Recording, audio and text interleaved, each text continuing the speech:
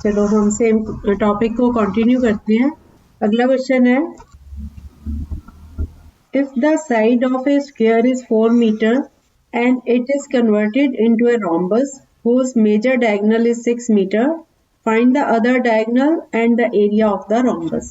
एक स्क्वायर की side 4 metre है और इसको एक रोम्बस की शेप में कन्वर्ट किया गया और रोम्बस का एक डायगोनल है 6 मीटर, दूसरा डायगोनल फाइंड करो और एरिया ऑफ रोम्बस फाइंड करो।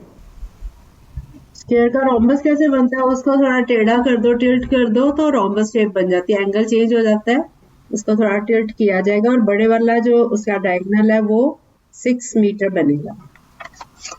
आप इमेजिन करो एक स्क्वायर शेप है, उसको टेढ़ा किया तो रोम्बस की शेप बन गई और उसकी एक साइड दी हुई है आपको और उसका डायगोनल दिया हुआ है।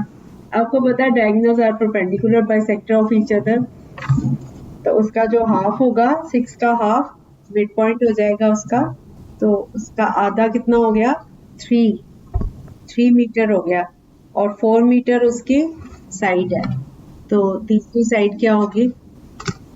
पाइथागोरस थ्योरम लगाओ इसमें।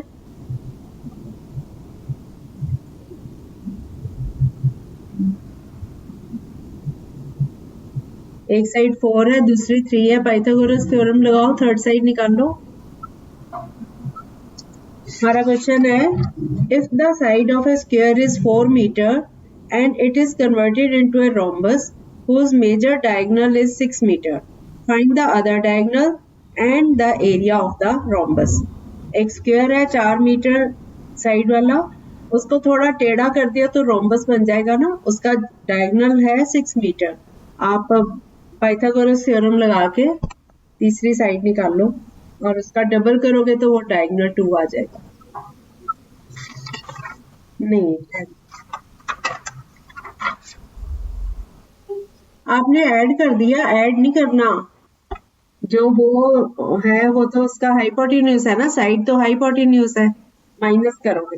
हाँ हाँ, यस यस, 2√7 तो साइड आई अभी नहीं बेटा, 2√7 भी नहीं, √7 आई साइड, फिर उसका डबल करेंगे क्योंकि एक साइड 4 है दूसरी 3 है, 4 जो है वो उसका हाइपोटेन्यूज है, तो 4 स्क्वायर माइनस 3 स्क्वायर 16 माइनस 9 7 आ गया, तो 7 का स्क्वायर रूट होगा OB, ठीक है। अब जो डायगोनल है वो इसका डबल, √7 का डबल, तो 2 टाइम्स √7, ठीक है, ये डायगोनल 2 आ गया। फर्स्ट डायगोनल था 3 का डबल 6, दूसरा आ गया 2√7।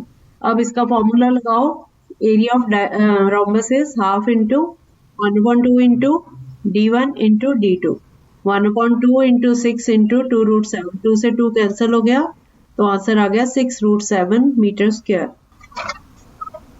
तो फिर उसको 2 से मल्टीप्लाई करोगे तो वो 6 ही आ जाएगा ना, 2√7 है और 6 है, 6 से कटिंग कर रहे हो तो 3 इंटू 2√7 हो गया, 3 2 6, फिर से वही आएगा ना आंसर, जिससे भी कटिंग करो आंसर तो वही आएगा।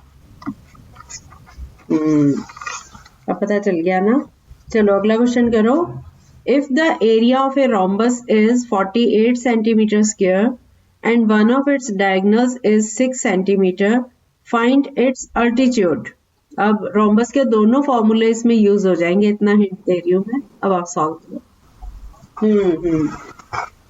एक बेस इंटू हाइट वाला फॉर्मूला और half into D1 into D2 दोनों फॉर्मूले यूज होंगे इस क्वेश्चन। 48 क्या चीज, नहीं 9.6 नहीं आएगा, नहीं इसमें थोड़ा लंबा। ओके, एरिया दिया हुआ है रोम्बस का 48 सेंटीमीटर स्क्वायर, एक डायगोनल दिया हुआ है 6 सेंटीमीटर और आपने इसका एल्टीट्यूड फाइंड करना है। अब आपने पहले तो इसकी दूसरा डायगोनल फाइंड कर लो, अब वहां से राइट ट्रायंगल बन जाएगी ना, दो आपको डायगोनल्स पता चल गए, उनके हाफ्स कर लो, वहां से आप साइड निकाल सकते हो। फिर एरिया जो है that is equal to base into height, area आपको दिया ही हुआ है उससे उसको डिवाइड करोगे तो एल्टीट्यूड आ जाएगा। पहले आप D2 तक पहुंचो। यस,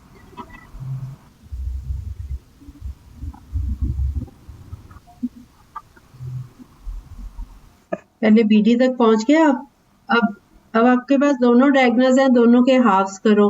डायगोनल्स परपेंडिकुलर बाइसेक्टर होते हैं ना, तो ये एक छोटी ट्रायंगल बन गई, उसमें दोनों डायगोनल के हाफ्स मिल गए आपको अंदर वाले। उस पे पाइथागोरस थ्योरम लगा के आप बाहर वाली साइड निकाल लो रोम्बस की। हाँ बिल्कुल सही है। आपके पास दोनों डायगोनल्स आ गए ना, दोनों डायगोनल, एक 6 आ गया, दूसरा 16 आ गया, दोनों का हाफ करो। एक का 3 हो गया, एक का 8 हो गया, है ना।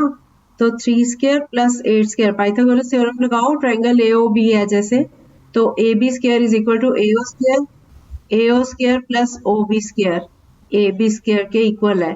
तो 3 स्क्वायर 9 हो गया, 8 स्क्वायर 64, 64 और 9 73। तो ए बी साइड आ गई स्क्वायर रूट ऑफ 73।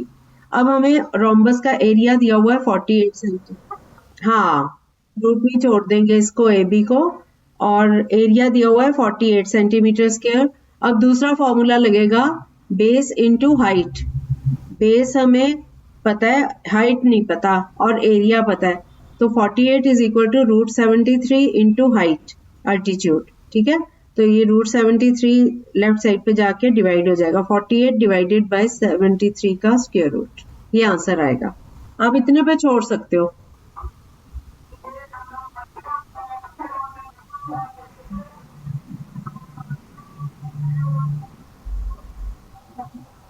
क्या बेटा? अच्छा, वो मैं बताती हूँ। जो डायगोनल्स है ना, आपको अंदरली साइड्स मिल गई, डायगोनल मिल गए ना दोनों, तो डायगोनल्स के हाफ करोगे तो अंदर वाली साइड्स मिली। अंदर वाली साइड्स एक दूसरे पे परपेंडिकुलर है।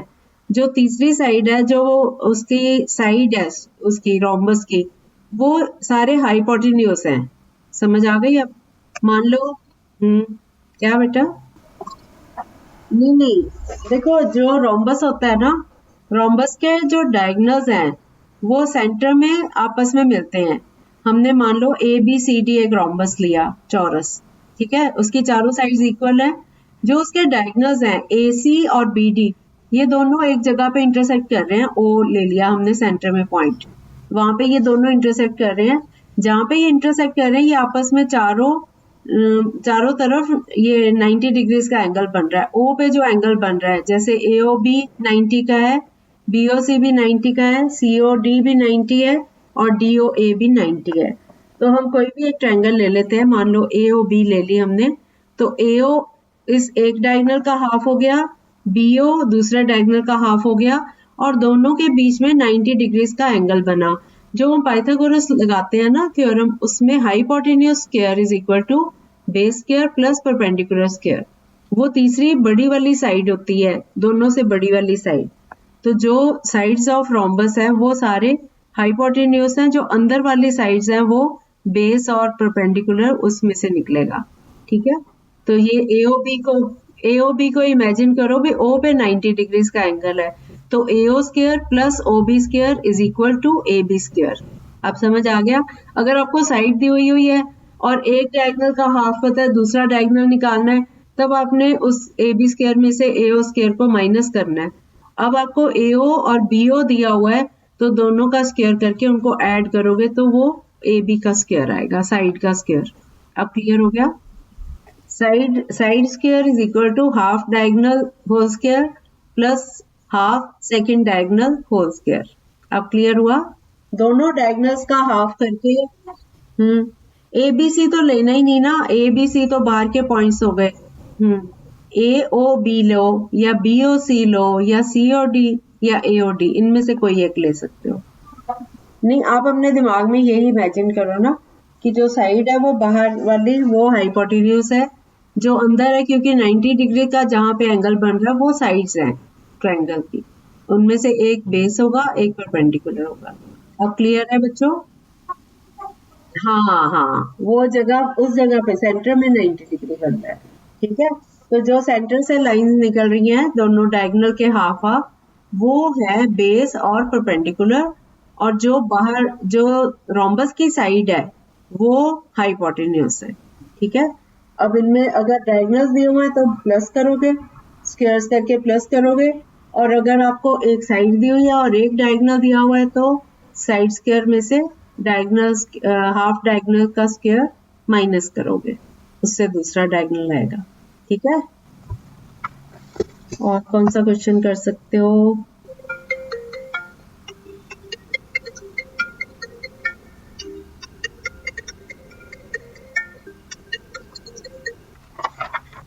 बस बाकी तो हो गया।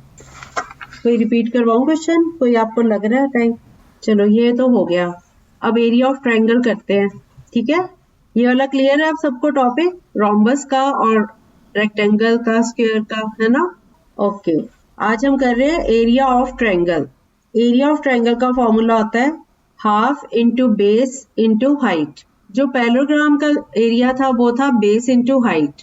अब एक पैरेललोग्राम में अगर एक डायगोनल ड्रॉ करोगे तो वो दोनों पूरे जो पैरेललोग्राम को है 2 इक्वल पार्ट्स में डिवाइड करेगा। दोनों का एरिया सेम होगा, साइड सेम है क्योंकि अपोजिट साइड सेम है, दोनों ट्रायंगल्स कॉन्ग्रुएंट हो जाएंगे। जो डायगोनल है वो एक पैरेललोग्राम को 2 इक्वल पार्ट्स में डिवाइड करता है। तो ट्रायंगल का एरिया क्या होगा? हाफ। पैरेललोग्राम का जो एरिया है उसका हाफ, तो 1/2 into base into height. Triangle parallelogram का आधा है ना, तो उसका एरिया भी उसका आधा रहेगा। Is that clear?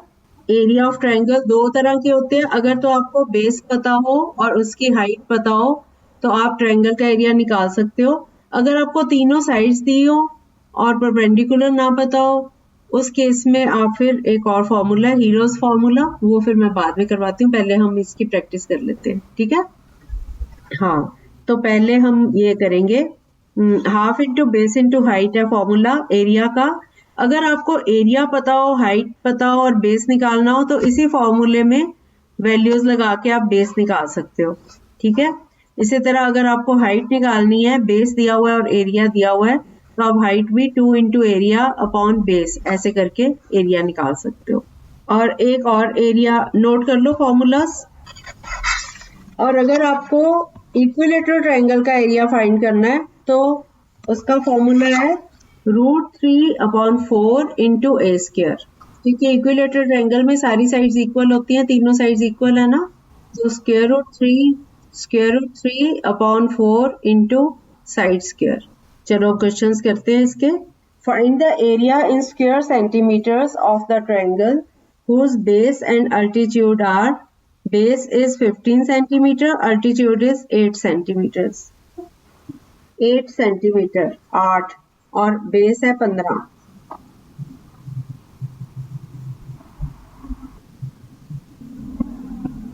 ओके, हो गया।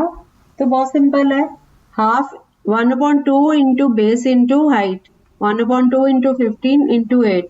2 और 8 की कटिंग करो, 2 4 are 8, 15 को 4 से मल्टीप्लाई करो, 60 सेंटीमीटर स्क्वायर, ठीक है। अगला क्वेश्चन करो, फिर से स्क्वायर सेंटीमीटर में एरिया फाइंड करना है। बेस है 1.5 मीटर और अल्टीट्यूड है 0.8 मीटर्स। बेस 1.5 मीटर और अल्टीट्यूड 0.8 मीटर्स।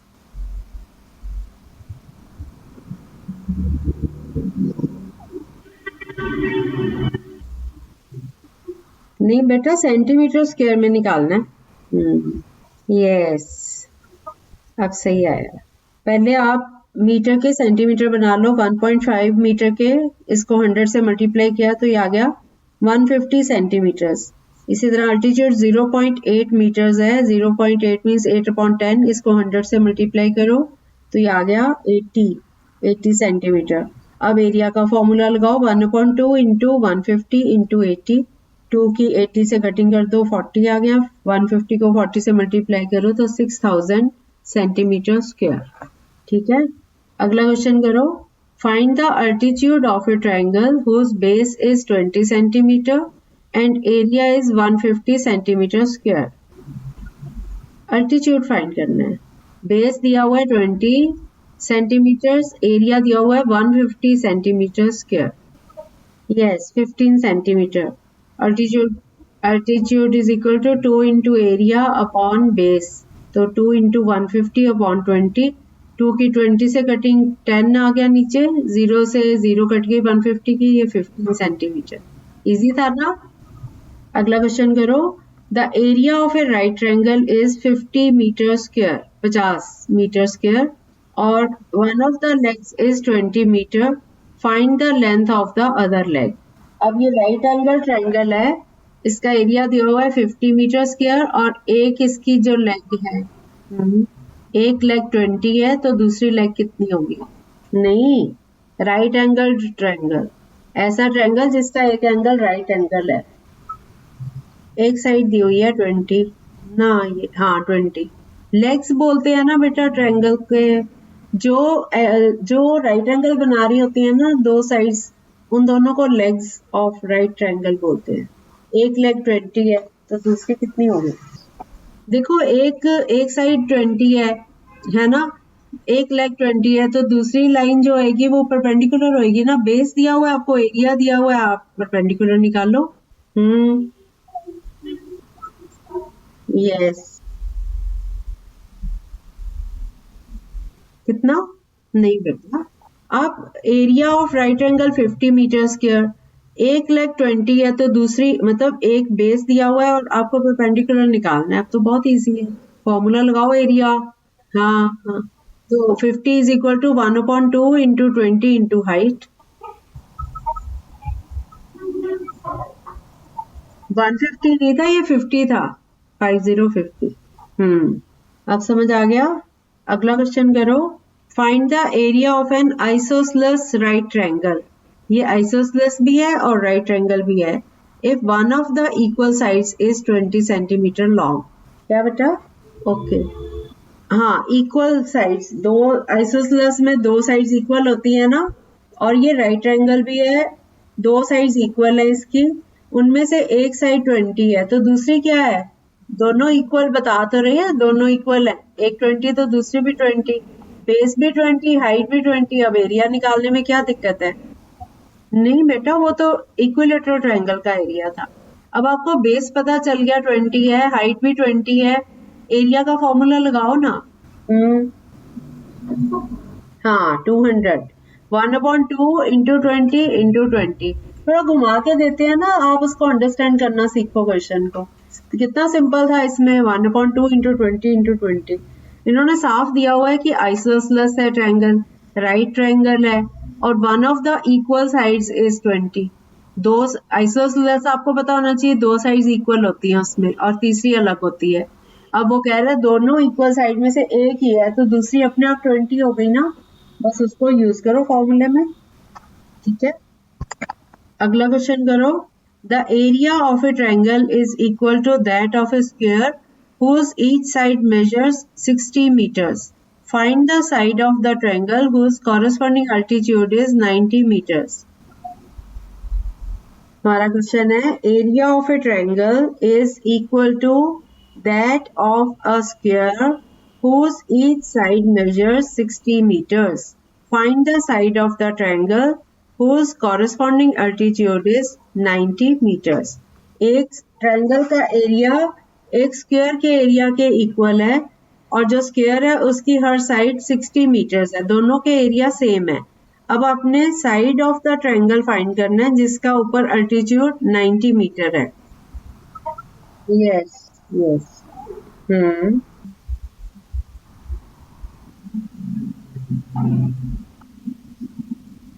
Yes 80 metre. पहले आप एरिया निकालोगे स्क्वायर का, एरिया क्या होगा 60 इंटू 60, 3600 मीटर स्क्वायर।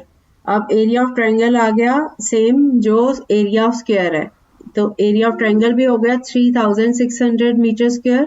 अब अल्टीट्यूड के लिए फॉर्मूला लगाओ, half into base into height, तो ये 2 into area divided by 90, 2 into 3600 upon 90। 90 की जीरो कट रही है 3600 से और 9 4 आर 36, 9 0 is 0, 40 आ गया, 2 इंटू 40 80 मीटर्स। ठीक है, अगला क्वेश्चन करते हैं, समझ आ गया ना ये सबको। अगला क्वेश्चन है, a field is in the form of a parallelogram, it has one of its diagonals 42 metre long and the perpendicular distance of this diagonal from either of the outlying vertices is 10.8 meter. Find the area of the field. एक parallelogram है, उसका diagonal है 42 metres और इसका जो perpendicular इस line पे जो डायगोनल है, इस पे अगर हम परपेंडिकुलर ड्रॉ करें उसके वर्टिसेस से तो वो 10.8 है। आपने पूरे फील्ड का एरिया फाइंड करना है। यस, वर्टेक्स नहीं, अल्टीट्यूड फ्रॉम द वर्टेक्स।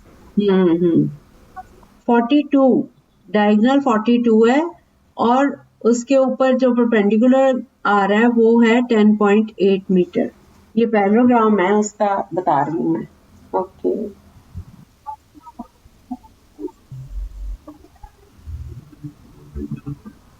अब ये नहीं करना आ रहा क्या? पैरेललोग्राम में है एक, उसका एक डायगोनल लो, उसके ऊपर जो परपेंडिकुलर आ रहा है। अब मैंने आपको अभी बताया था कि दोनों ट्रायंगल्स कॉन्ग्रुएंट होते हैं, दोनों का एरिया सेम होता है ना? तो आप half into base into height करके इसका फॉर्मूला लगा दो। एरिया हाफ ट्रायंगल का निकला है, उसका डबल कर दो, तो वो पैरेललोग्राम का एरिया हो गया। तो ये हो गया 2 इंटू 1/2 इंटू 42 इंटू 10.8। 2 से 2 कैंसिल हो गया, और 42 को मल्टीप्लाई कर दो 10.8 से, क्या आया देखो। यस, सबका आ गया ये, कंप्लीट कर लो। कर तो दिया, 2 इंटू 1/2, 2 की 2 से कटिंग कर दी, 42 को 10.8 से मल्टीप्लाई करो, क्या आया।